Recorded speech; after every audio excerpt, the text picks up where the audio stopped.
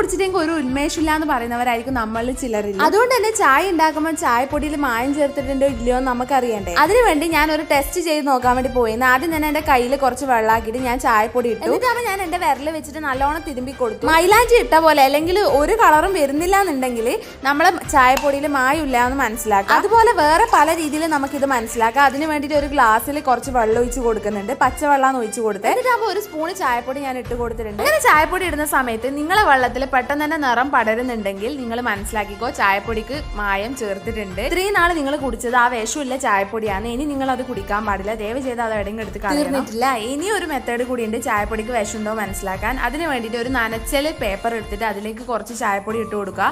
അങ്ങനെ ഇട്ട് കൊടുക്കുന്ന സമയത്ത് അതിൽ മഞ്ഞ, പിങ്ക്, ചുവപ്പ് ഈ കളറിൽ ചായപ്പൊടിന്റെ നിറം മാറുന്നുണ്ടെങ്കിൽ അതിലും വിഷാംശമുണ്ട്. അപ്പൊ എന്റെ ചായപ്പൊടി 3 ടെസ്റ്റ് ചെയ്ത സമയത്തും വിഷാംശം കണ്ടെത്തി. ഇനി ധൈര്യമായി ചായ കുടിക്കുക. വീഡിയോ ഇഷ്ടപ്പെട്ട ചാനൽ സബ്സ്ക്രൈബ് ചെയ്യാൻ മറക്കല്ലേ. Okay, by.